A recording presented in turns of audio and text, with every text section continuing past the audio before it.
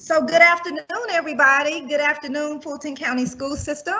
Happy Monday. We are super excited this afternoon to offer and host our part 2 of our 3-part series. So today's session, which is entitled What We Need to Know About the Vaccine, Special Considerations, Safety, and Post-Vaccination Implications. So we are really going to dive into talking about the vaccine. We're going to address some myths versus facts, talk about vaccine hesitancy.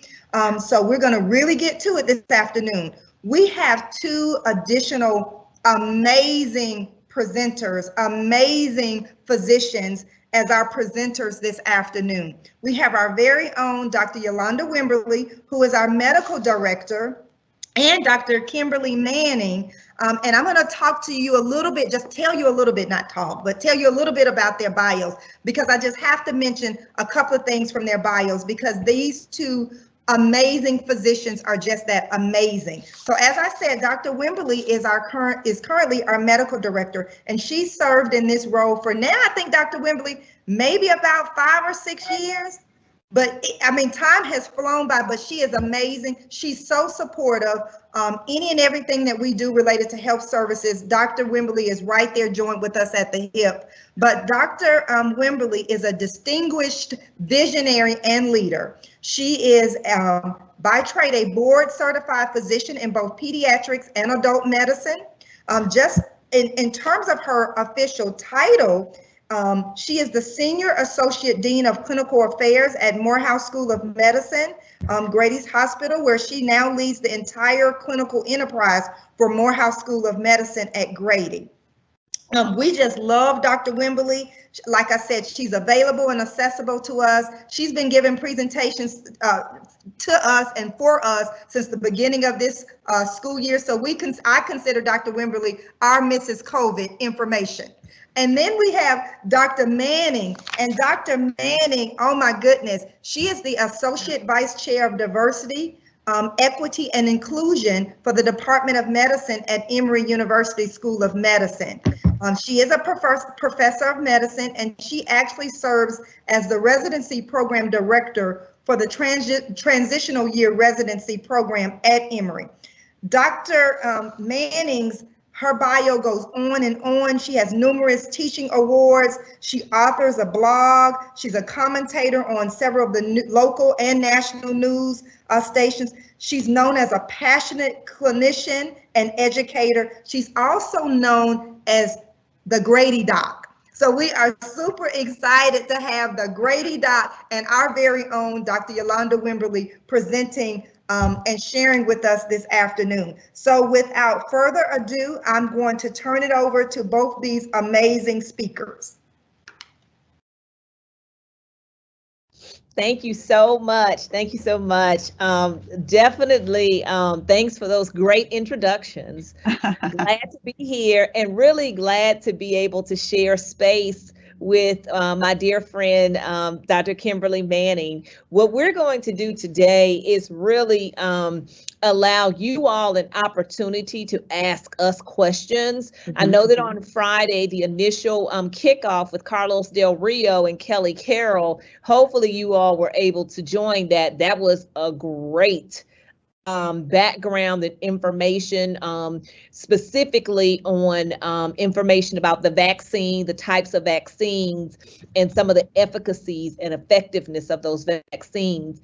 And so for this part, in part 2, the thought process was that Dr. Manning and I would come with you all to allow you to actually ask questions. So we're really going to open this up for you to ask questions about any of the myths that we need to debunk.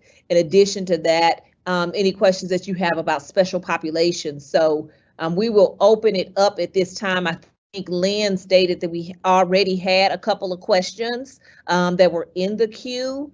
And I think we can go ahead and just get started with the open forum. We do have a PowerPoint slideshow with a few of the myths. I think we did about 10 myths that are pretty much the most common ones. And Lynn will send that out to you all for your own reference. But we have a list so that you have some references as well to take a look at, and also to circulate later, just in case you need to educate other families and friends. You'll have the information in a written format as well.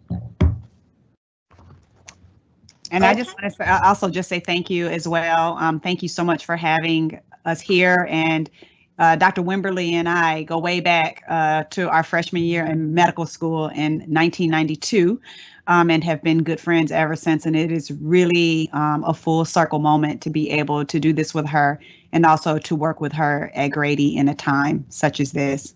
I think since we're not going to show the slides right now, I think we'd be okay if you unshared the major slide so that we can just kind of focus on answering the questions, if that's okay.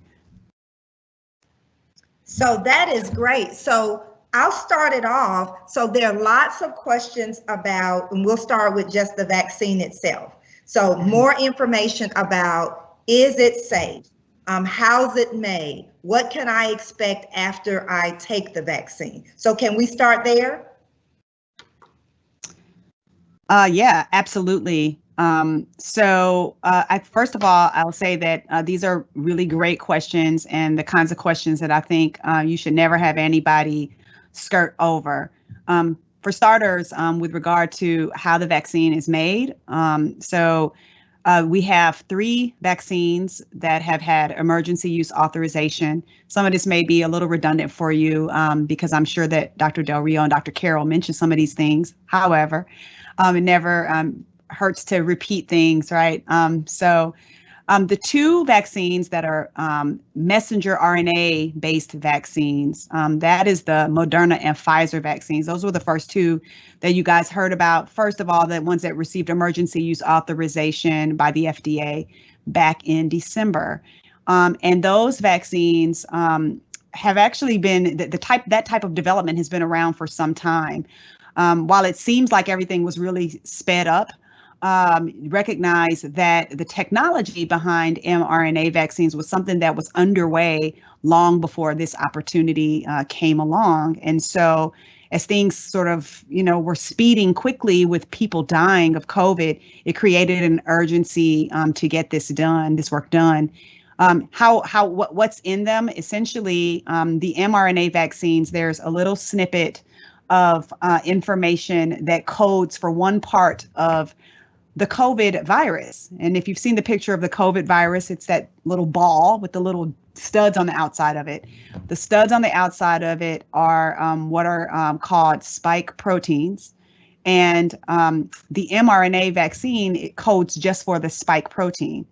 That spike protein mRNA is wrapped in like a lipid layer that is introduced into your cell, and your body takes the information from the mRNA, which is really just designed to give instructions, and it begins to only make the little spike protein.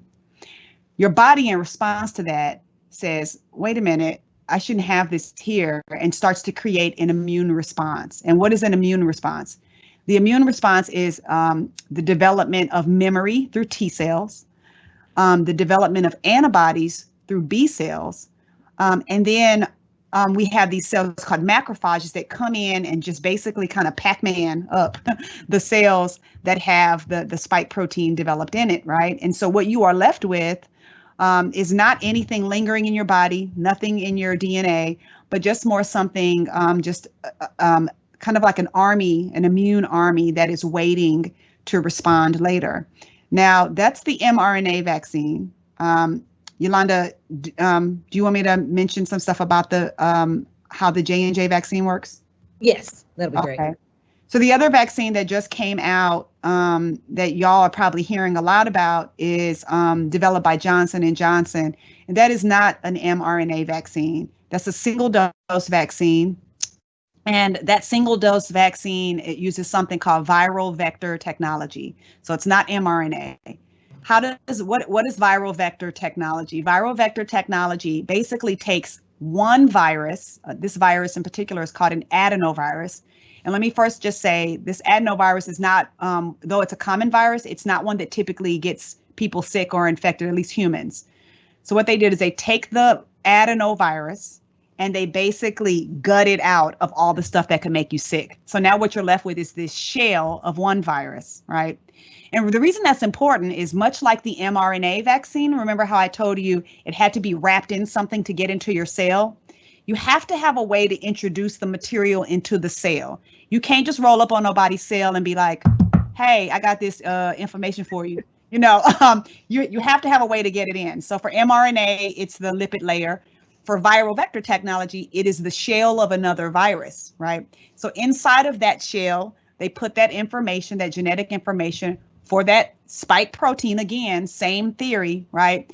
But instead of using that lipid layer like the mRNA, they use as a vehicle to get into the cell another virus. So this time, when that shell of that adenovirus shows up at the cell, was like, hey, let me in. Your cell looks at it and goes, oh, what's up, adenovirus? Come on in. But it's not adenovirus.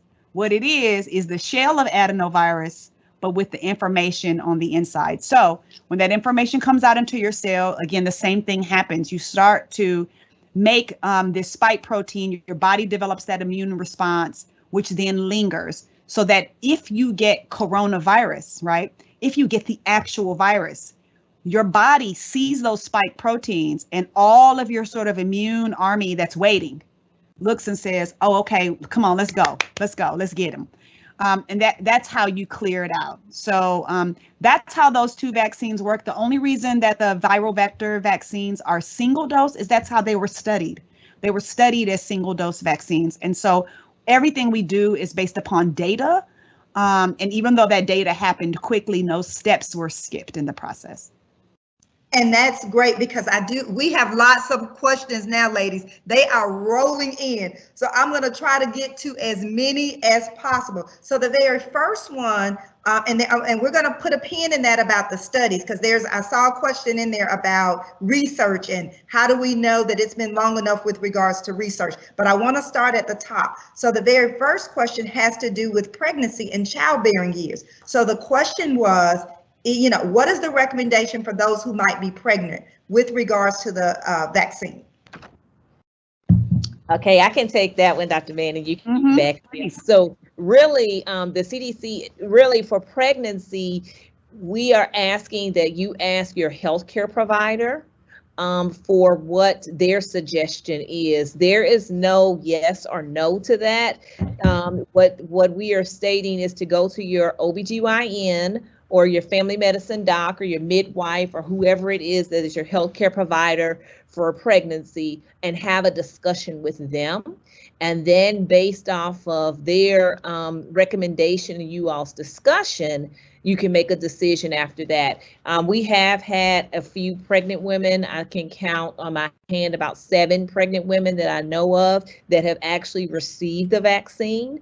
But I do know that that is a hot topic, but that's something that based on your own personal needs and also your personal medical history in conjunction with your physician, then you can make a decision to move forward with that. So there's no universal recommendation on that.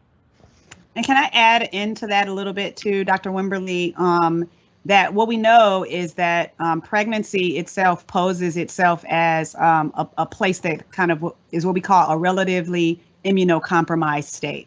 What does that mean? That means that when you get pregnant, your body is more at risk when you get infected with something like the flu, coronavirus, anything like that. You may do more poorly. We know that pregnant women do poorly compared to others when it comes to coronavirus. So many pregnant women are being vaccinated, but as Yolanda said, Dr. Wimberly said, it is there's a very personal aspect of that has to be discussed with your doctor.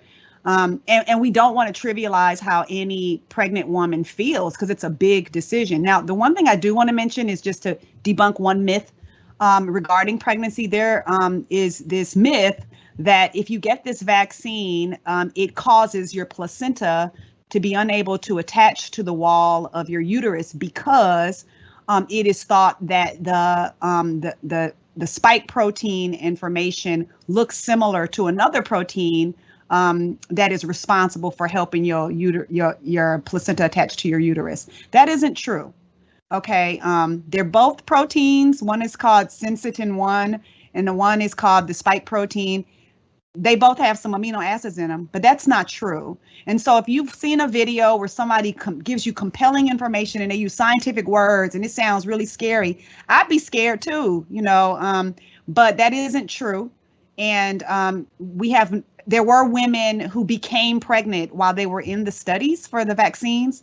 And those women who became pregnant, none of them lost their babies, except, in fact, the individuals that did have unexpected pregnancy losses, it turns out that neither of them had actually received the vaccine. They had, in fact, gotten a dummy shot or placebo.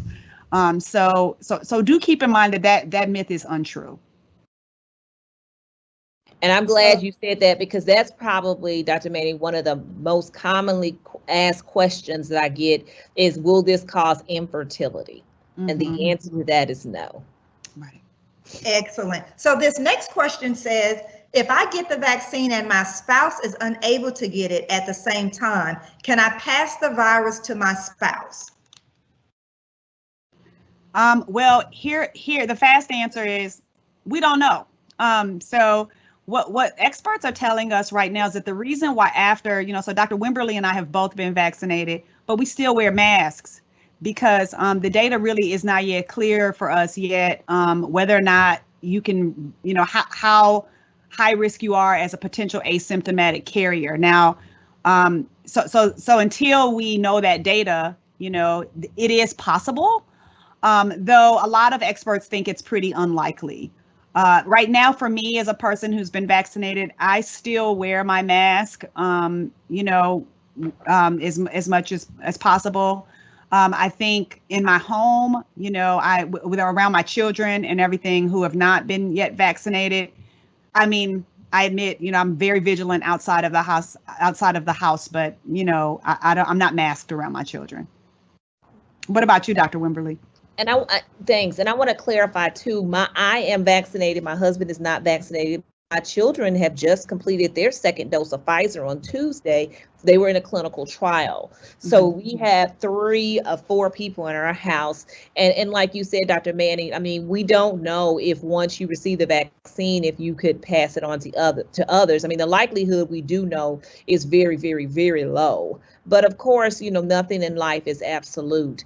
There is no way, though, just in case someone read that question the way that I kind of did, that you getting the vaccine is going to give you COVID and then you're going to give somebody else. So I just wanted to make sure that those of you who have the perception that if I get the vaccine, do I have a live virus in me? Yes. And so when I go somewhere, so no, like Dr. Manning said, that virus is not live inside of you to where you then can take it and pass it to someone else. So either one of those interpretations of that question, I just wanted to clarify. That's such a good point. And none of our vaccines give you the intact coronavirus. There's not one. Remember, the immune response you are developing is against the spike protein that is on the outside of the coronavirus. And that's what allows you to recognize it, to get rid of it.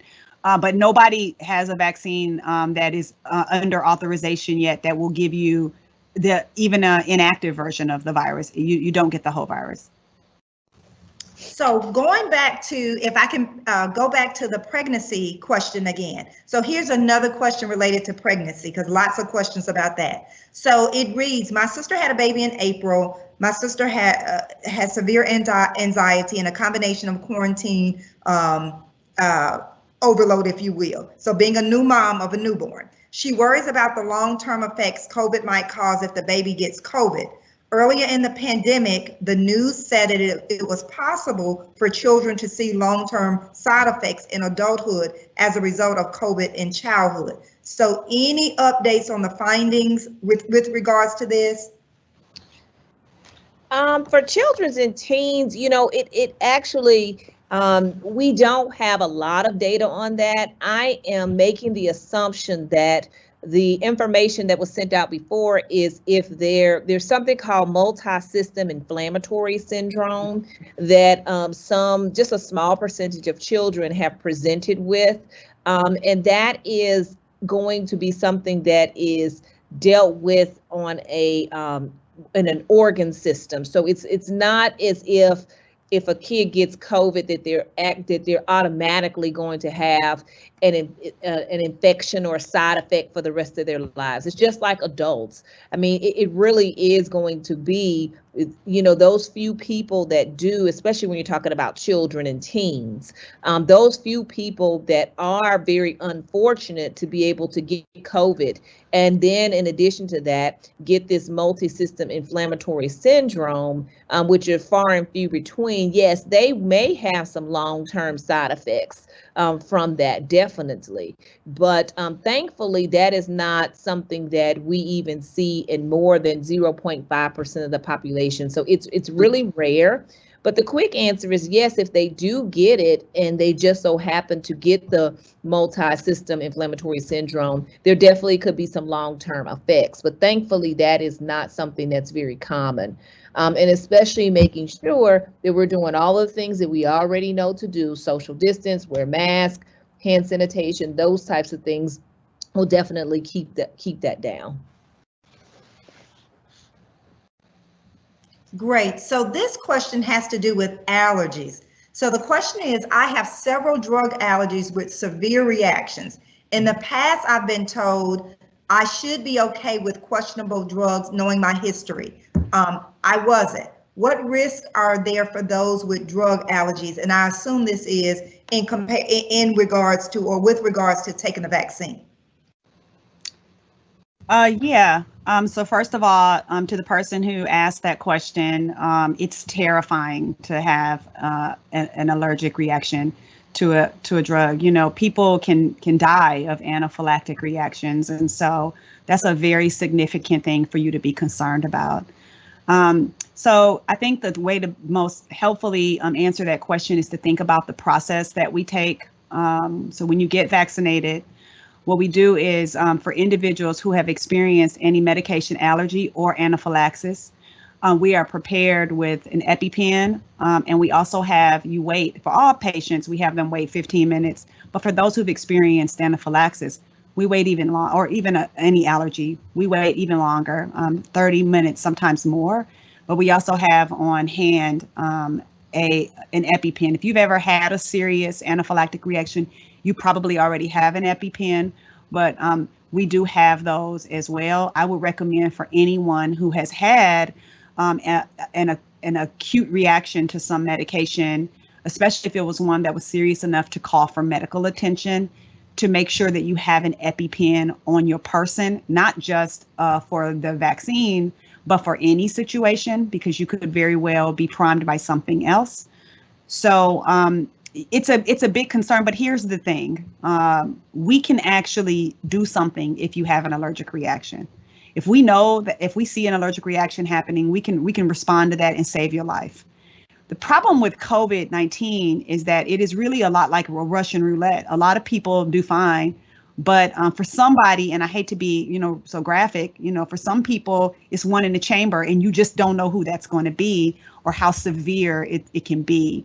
And so if you have to choose between two devils, choose the devil of an allergic reaction with the doctors responding to it, than the unknown of potentially having COVID or even long COVID. So a lot of these people who have mild disease are now experiencing things that they didn't even see coming. So it is something that, you want to avoid at all costs.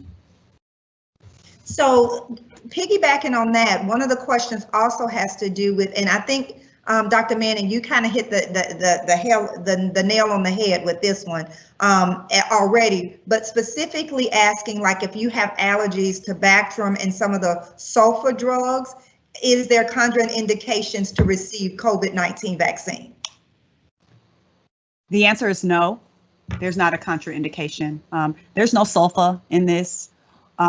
There is, even with the gravity of COVID-19, even if there was, and there's not, they would probably desensitize you and still want you to get the vaccination. So I think it's just important to understand just how serious COVID infection can be when it is severe. And also, there's probably somebody listening to us who's had COVID. I've seen people who had COVID mild first and then got it again severe. So you're not immune completely. If you had a mild case of it, you're not out of the woods. Everyone really, it would be to their great benefit to strongly consider vaccination.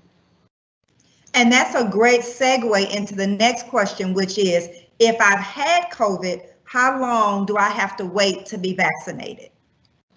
Mm-hmm. Okay, so for that one, well, the CDC did come out with guidelines earlier on stating that they were recommending waiting at least 90 days. That recommendation, though, was based off of vaccine supply and demand more so than anything else. So there was nothing scientific that said wait the 90 days. It was really about the vaccine supply and demand. And the thought is that if you did have COVID, that your antibodies that were produced from natural immunity would protect you for at least 90 days. Now that the vaccine supply, thankfully, is becoming more plentiful for us, you will see that will change. And actually, when I looked last week on the CDC site, it was still up there midweek, but I have heard chatter that may be changing as well. So at this point in time, the 90 days was not based on scientific data. It was really based on supply. So I would encourage those of you, especially you guys are really in a great situation to where your school system is going to provide something for you on an individual basis to ensure that you get your vaccine, as opposed to having to go, out like the rest of the general population to find the sites. And I'll be on with Dr. Holland on Wednesday afternoon, and he is the medical director for Fulton County. So at that time, that'll be a very good question to ask him specifically what their rules are going to be around that. But like I said, there's no scientific reason. It was because of supply, and that may have changed. Great. So I'm going to combine these next two questions because they're getting at the same thing, which is, if you've been infected before, how long does the protection last? So that's one part. And then if you've had the vaccine, how long do we think the vaccine is going to last? And is there some new information about a booster? Will we all need, if we're getting the vaccine, a booster shot coming up in the fall? Ooh, those are some very good questions. So the first question was about if I got the COVID, if I got COVID infection, how long do I have immunity for? Well, here's the issue. The issue is that there's actually no rhyme or reason to how the antibody response happens with infection. Now, the antibody response to vaccine is studied and fairly consistent. But the response to infection is all over the place. So this is how I like to think about it, y'all. I think about it this way. I think about it like when my kids wash dishes, all right? And they both go in there and wash dishes. And sometimes I come in there in the kitchen one morning and all the dishes are nice and clean. They squeaky clean. But some days I come in there and they got spaghetti sauce on them, they greasy, all that stuff. Think about your immune response after getting COVID infection is very similar. Sometimes it'll be squeaky clean. You will have a really great immune response and it will linger for 90 days. But some people actually got infected and they did not really make antibodies, make enough antibodies to fight off infection. And the only way to know that you got that consistent response is to get the immune response that you would get that's been studied from getting vaccinated. Furthermore, I think the other thing for you to know as well is that some people have probably had their antibodies checked, and they're like, oh, well, I did have antibodies. Recognize that the antibody tests that we do to see if somebody had COVID infection is different than the antibodies that you develop to the spike protein. So I also don't want you to get vaccinated, go out and get a antibody test and be like, see, I didn't even make no immune response. Just know that test doesn't test for your immunity against that. And then Yolanda, I think you might have caught the second question. I think it was a second part to the question, and I think I'm having a senior moment. Okay, no problem. So yeah, you actually got the second part of the question. The second part of the question was, how long does it last? And we don't really know how long it lasts. Right. We don't know if we're going to need a booster shot or not. There's definitely still following the 40 to 50,000 folks who were in the original clinical trials to determine, what those levels are. When those levels start to wane or get to be below a level that we think is good enough to fight the infection off. So the quick answer to that is we don't know. People have definitely hypothesized, especially if you're on cable news. People are saying, oh, well, we need this every year. We need a booster every 2 years. The real answer is that we really don't know. If you guys know, like from tetanus shots, we get that every 10 years, It used to be every 5 years. So, I think that this is all part of a process that is evolving. And at this point in time, we do know that we don't know if it's going to be something that's going to be an annual event that we have to do like the flu vaccine. And hopefully by the fall, we'll be able to have more information as more data starts to continue to come in from the studies where they are measuring people's antibody levels to see what that looks like. And I'm glad Dr. Manning mentioned that, because it kind of caught me off guard, because probably about 2 months ago, one of my docs called me and said, hey, Dr. Wimberly, the vaccine didn't take in me. And I said, what are you talking about? The vaccine didn't take. And she says, the vaccine didn't take. I did a serology test and it was negative. Right. And it really took me a minute to figure out what she was talking about, because it was so new then. But she said, I got the vaccine, I'm gonna get a serology. But like Dr. Manning said, the serology test is measuring those who have had natural COVID infection. Right. There are no commercially available serology tests that you do to measure the antibody that is produced from the vaccine. So just know that as well. There's none commercially. Can I add one other thing too, Dr. Wimberly, was back to the part about whether or not we'll need boosters or new vaccines. So the reason why we have to get a new flu shot every year is because the influenza virus mutates. And the only way for a virus to mutate is for it to have a live host. As you know, because we all know somebody who don't take no flu shot, right? And so as long as a number of the people in the population are still getting natural COVID infection, it has a host to mutate in. And so one of the things Dr. Del Rio has said that I'll repeat and give him credit for saying is that we're really in a race between vaccinating people and hoping the virus doesn't have an opportunity to mutate. If this virus and it's already mutated some, so if it mutates too much, dramatically, then yeah, we will be needing to start over with a new series every time. But also be encouraged and know that the thing about technology and about science is that once we get a little taste of something and we start learning about it, just think about how much we have learned in this past year about coronavirus. So if you think as one example, if you look at the HIV epidemic and what the medications looked like for HIV when Dr. Wimberly and I were in residency compared to now, it is like night and day. So we anticipate also that our vaccines will get better and better and better. But the best thing we can do to not need boosters and new vaccines is to get a whole bunch of people vaccinated and get to herd immunity. So great segue.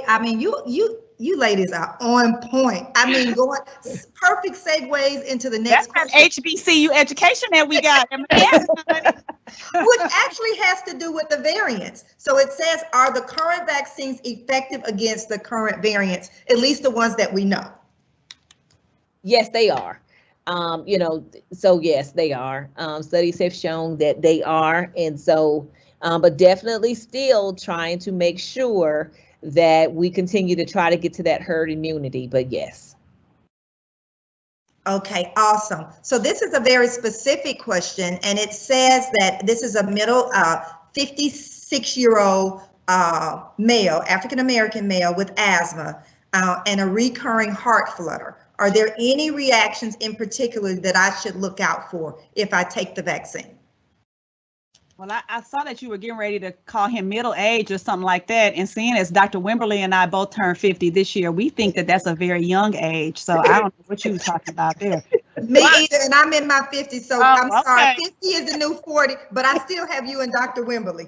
Okay, so for this youthful person who asked this question about their asthma and their heart flutter, you know, surprisingly, asthma patients with asthma have done no worse with COVID than the general population. So that's one good thing. We also it wasn't a contraindication to being enrolled in the vaccine trials. So people with asthma were in the trials, and there's no reason to expect you to have any worse thing. Now, I guess the only thing I could think of, and I can see what Dr. Wimberly thinks on this, is that people who have asthma are often what we call atopic, and those are people who are sort of prone to allergies of different sorts. So may have a little eczema, may be somebody who reacts to certain things, right? And so maybe if you have asthma, you could ask your doctor to allow you to linger longer than 15 minutes in case you are concerned that you could develop an allergy of some sort. But asthma itself and your heart flutter, which if you do have a heart flutter, you should go and get that thing checked out and find out what it is. But even if you had an arrhythmia, a documented heart murmur or arrhythmia or dysrhythmia of your heart, there's no reason why this vaccine should work against you in any way. And so what about thyroid issues, taking the vaccine and enlarged lymph nodes? There's no contraindications to those either. Now you can, and again, no contraindications, but remember, an immune response can be a dramatic thing, and so there are lots of people who described getting immunized, and on the side that they got immunized on, they developed a lymph node in their armpit. That would not be unusual because that, again, is your body making an immune response, is what you want your body to do. But the reason why I mentioned that is that, let's say you got vaccinated on Monday, and then the following Monday, you went to go have your mammogram and you have this lymph node under your arm. It could potentially cause somebody to think your mammogram is abnormal. So some experts are recommending that if you have your mammogram coming up, go on and get that mammogram before you get your immunization, because if you are one of the individuals, and I know plenty of people who actually did get a lymph node under their arm, if you're one of those individuals, it could just kind of muddy up things and cause you some unnecessary stress with an abnormal mammogram when you don't need to have it. But you can get a lymph node, but if you do have any lymph nodes somewhere else before this starts, that would be something that you should get checked out beforehand. Okay, and what about any connection between the vaccines and blood clots? Not that we have seen thus far. I do know that, probably the question came from some reports overseas from one of the vaccines that actually is not even in the United States yet, AstraZeneca. But here, no, we have not seen that with our 3 licensed vaccines under EUA here. We have not seen that. But what we have seen is that if you get COVID infection, that does cause clots. Now that's bona fide, sure enough, and true. Yes. And not just little clots, very significant clots on the vein side of your body, like when people get a pulmonary embolism to their lung or in their leg, and clots on the artery side, which can lead to people needing to be amputated and stuff like that. Very healthy people. So if there's going to be a concern about clotting, the concern should be with natural COVID infection. We anticoagulate people. We thin out their blood because the risk is just so significantly high. So that would just be an important factor to note, and perhaps something to consider if you're still deliberating about whether or not you wish to be vaccinated. Not wanting a clot could be a good reason to consider getting vaccinated. Okay, and this is a question, switching subjects a little bit. The question is, we know that teachers can be vaccinated, but if students are not being vaccinated, will teachers still need to wear a mask all day? And I know that some of that has to do with whatever Fulton County says, but from a medical perspective, talk a little bit about wearing masks even if you get vaccinated. Yes. So the answer to that is yes, they will still need to wear a mask because remember, the vaccine will decrease your chances. It does not make them go away. And so for your protection as well as the protection of others, definitely wearing the mask and also socially distancing as well as just good hand hygiene with sanitizing and things. So I think that, definitely you'll be decreasing your chances of spreading the infection or also getting the infection. That is great. But in addition to that, keeping those safety precautions in place is going to be very important. And hopefully what we'll be doing is being able to vaccinate children and adolescents soon, just as soon as some of the clinical trials are complete. I know some of them are slated to be completed this summer with providing new information and going down to actually 6-year-olds within the fall. So hopefully we'll be able to get more information to be able to have everyone in the population vaccinated. And I'll just have to say, it's very interesting for me as a pediatrician and an adolescent medicine specialist to talk about vaccines, because, that's all we do all day. My kids tell me all I do is give people shots and make babies cry all day. And so it's really interesting. It's really interesting, this whole, vaccine, just the whole thing, how the pandemic has brought a lot of light to that. But remember, we've been doing vaccines for a long, long time, and have actually been able to cure and eradicate a lot of disease because of it. So looking forward to the time when we can say that about COVID as well. So this question has to do, which is a great question. It's somebody who is having some apprehension. So it says, at this time, I am still extremely apprehensive about any of the vaccines as there is no longitudinal 5 to 10 years data. How can the medical community promote the safety and efficacy without this information? Yeah, well, I think, again, the first thing to do is to acknowledge how you feel and to say, you're right. You're not by yourself. A lot of people that have been vaccinated actually had the very same concerns as you. And I just want to start by making sure to not trivialize that concern. The thing about COVID is that, probably a little over a year ago, none of us had ever even heard of COVID. So a lot of this is new and we're learning as we go. But we're gaining lots of information. And what I will say is this. You're right. We don't have all the information of what's going to happen 5 to 10 years after this vaccine. But we do have a lot of data about COVID infection. And I think that any conversation about the safety of the vaccines has to be thrown into relief by the danger of the virus itself, which we actually do know a lot about at this point. And, I generally don't get into this space where I start to tell people all the things I see at Grady. But what I will tell you is that there are people that we see who were completely well and who were not overweight and who did not have health problems, who are now disabled from this through heart failure, clots, loss of limbs, respiratory failure. It is really, this is not a drill. And so we know a lot about what the virus itself can do.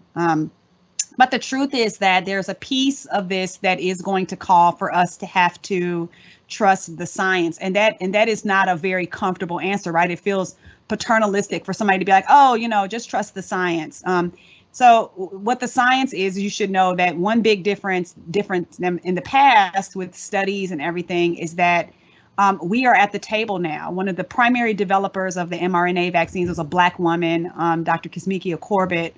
There are also lots of other Black women and Black men who are working in key positions in terms of vaccine development in these studies. And as the data comes out, there is a new transparency that I think we didn't see before. So as an example, what I'll tell you is that I was enrolled in the Moderna trial. I was enrolled in the Moderna trial back in September. As you already heard Dr. Wimberly say, her children are also enrolled in a study as well. Now, the trial, they put us into one of two groups. You could be in the placebo group, which means you didn't actually get the shot or you can get the shot. And they blinded us, so we didn't know whether we had gotten the vaccine or not. As the data started to come out and it started to be clear that we had a good vaccine and that it would help people, what they did was they said, we're going to unblind you, meaning we're going to tell everybody who's in the study whether or not they got the real vaccine. And if you didn't get it, we're going to give it to you.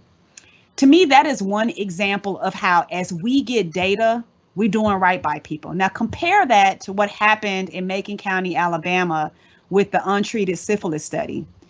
When the data became available that penicillin would help people with syphilis, they didn't tell those folks. They just continued to watch them and let them suffer, right? But that's not the space that we're in right now. So what I will say is that though we don't have that data for 5 to 10 years, when we know it, you'll know it. When we hear it, you'll hear it. If something is going on that's not right, you'll get wind of it real fast, and we'll tell you.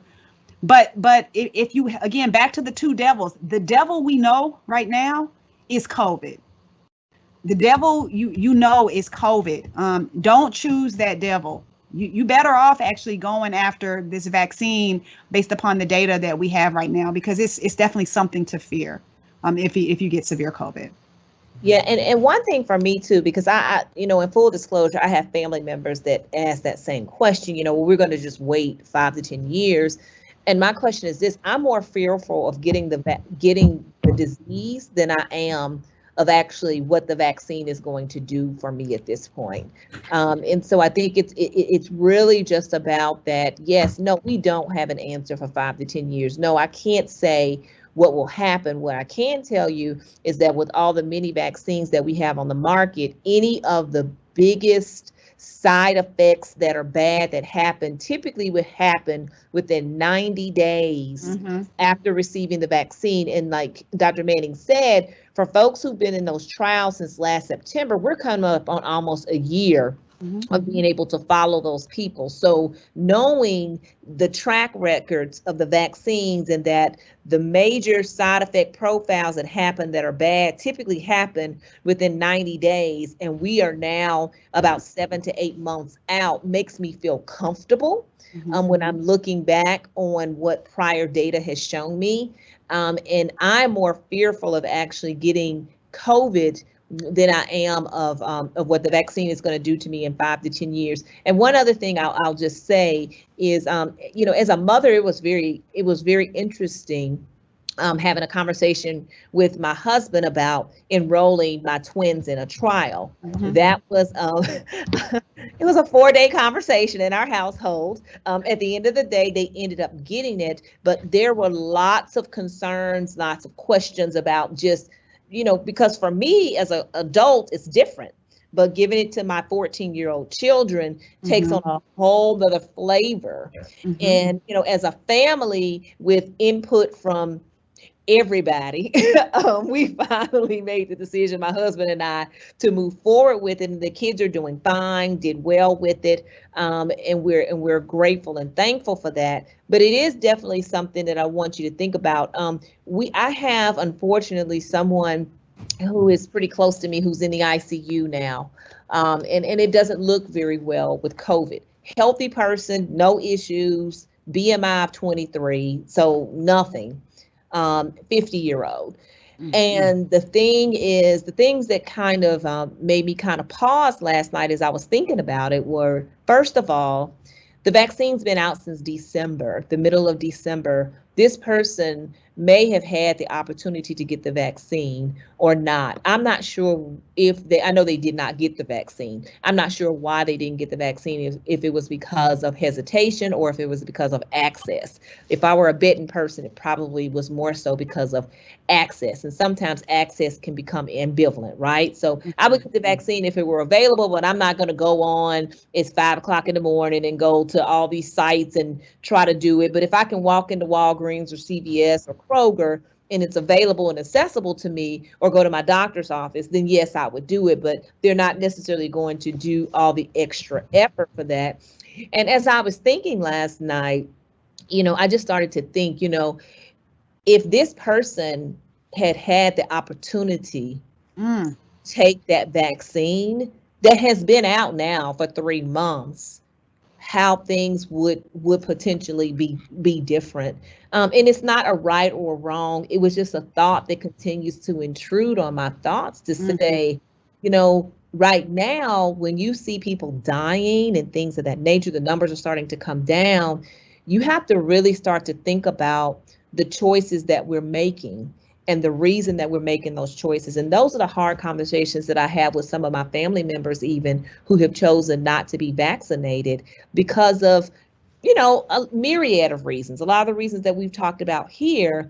And I pray every night and I say, you know, please protect them until herd immunity comes and or until I can finally try to convince them or the access opens up to the point that, you know, it was something where it's easy for them to do it just in their daily activities. So I think it's definitely something to think about. We can hypothesize about a lot of things in life. We really can. But like Dr. Manning said, you know, what we do know is that COVID kills.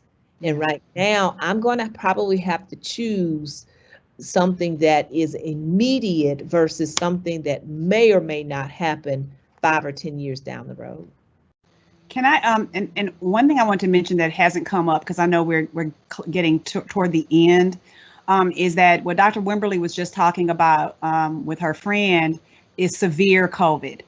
Okay, and I think this is an important point for all of the educators listening here to recognize is that the thing that we are most afraid of and that we most wish to prevent from happening to you, ourselves, or any of our loved ones is severe COVID. And that is defined as people needing to be hospitalized, being in the ICU, all of these things that we describe. And for 2 reasons. One, we don't want our loved ones to leave us, but also we don't want hospitals to be filled to capacity with people with COVID such that when something really does happen to one of your loved ones who needs medical attention, we can't take care of people right now because we don't have the space. And so as you look at these 3 vaccines, right, we got the 2 that are the mRNA vaccines, and we have the 1 that is the viral vector vaccine. You may hear that the efficacy between the 2 is somewhat different, right? The first 2 seem to have higher efficacy in the 95% range.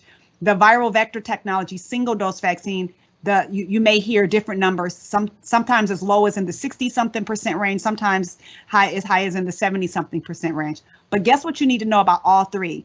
All 3 of them do a similar job, almost identically, a great job at preventing severe COVID.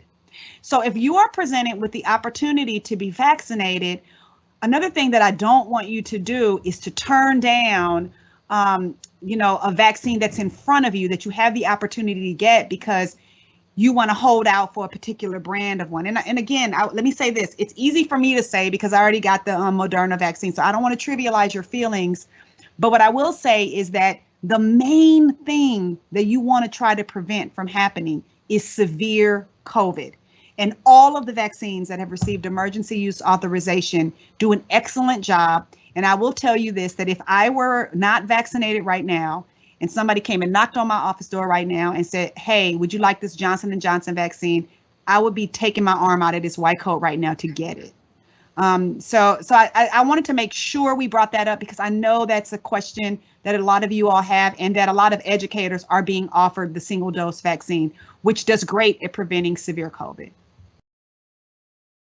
Awesome. So we do have lots more questions, lots more questions. So I'm glad that we will continue this conversation on Wednesday, but it looks like we have 3 minutes. So I'm going to try to at least squeeze in 2 more questions. Okay. If that will be okay. So one question has to do with, again, going back to the fact that if I've had COVID before, again, another hesitancy kind of question, why should I get the vaccine? Doesn't the immune response that and my memory from actual having COVID-19 kick in?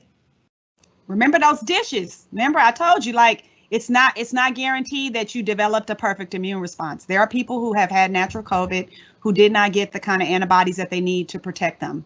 And so there's no way to know that for you for sure. And so the only way to guarantee that you have a predictable immunity is to be vaccinated. And that's whether you had infection or not. Okay, so this, I can squeeze this one in. Please explain the vaccine effects for those who have an autoimmune disease. Is it safe? I can comment on that. The fast answer is that one, again, as I always say, that's a real concern. You scared that, if you make these other antibodies might go crazy on you, right?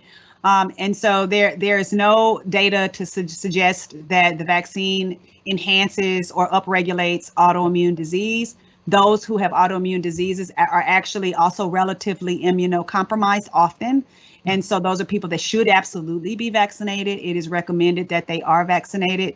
It's a valid concern. I think the only thing I would say is that maybe if you're on some type of immune suppressant, it could make your immune response a little bit lesser than it might be if you weren't on an immune suppressant. But think of it like a deadbolt lock on your door. You want at least one lock.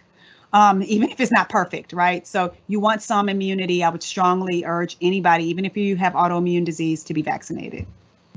Definitely. So can we squeeze? I promise this is the last one, and then we're gonna bring it home, and we're gonna table all of these questions then until Wednesday. But this is a last one that I think is very, very important. Is there any health conditions that you would say, hey, if you have this, then don't take the vaccine? At this point in time, I don't think any health conditions have been identified to say don't take the vaccine. Of course, when you get into the realm of allergic reactions to prior vaccines, that's a whole nother thing. And we can observe you, as Dr. Manning said, for a longer period of time. We have the medications there to rescue if unfortunately an adverse event occurs. But no health conditions that say if you have this, you cannot take the COVID-19 vaccine. Right. There's a possibility that no matter who you are, you will have to do this scared. A lot of us did it scared. But again, if you got to line up your fears, if you could see what we see inside of Grady Hospital right now in our ICUs, you would be more afraid of COVID than you would be of this vaccine.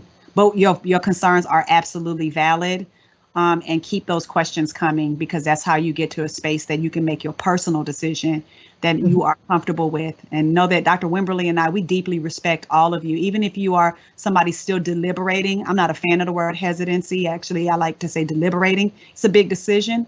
And whatever it takes for you to get to your answer is something that matters. But please do not let something that's not founded in facts stop you from protecting yourself and your family. And also know that Dr. Wimberly and I both have worked at Grady for more than 20 years.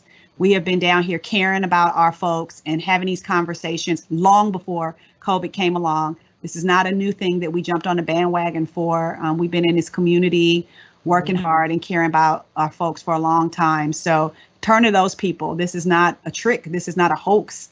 We just want to see our folks not dying, basically. Oh my goodness, this has been an amazing afternoon. Thank you, ladies, so much. I always like to do 3 takeaways, but I have a whole list of takeaways from your presentation. So I'm going to hold them till Wednesday. But one of the things that I love that you just said, not hesitancy, but deliberation. People are still deliberating, and that's so true. That there's 2 devils. Let's not choose COVID as that devil. And then there's new transparency. Information is forthcoming. Ladies, thank you so much for your time. Dr. Manning, I'm hoping that you can squeeze some time in Wednesday. Come back and join us for that evening session for our Fulton County staff. Our next final session of this part 3 series is Wednesday evening at 5:30. We're going to take all of these questions that we did not get to, and that's solely what Wednesday is about. It's truly just a Q&A. So please, everybody, come back and join us. We are not going to ignore your questions. We're going to try to get all of these questions that are currently in the chat. We're going to take those, record those, and we'll start with those questions on Wednesday evening. So again, I just want to take this opportunity on behalf of Fulton County School System and thank Dr. Wimberly, thanks to Dr. Manning. I know that you 2 ladies are super busy, and for you having taken the time out of your schedule to spend an hour with us is very, very, very, very much so appreciated. So thank you so much. Thank you. Thank you. Nice Thank So you. everybody have a great day and tune back in with us on Wednesday at 5:30 p.m. Thank So you. thanks, everybody. See you then.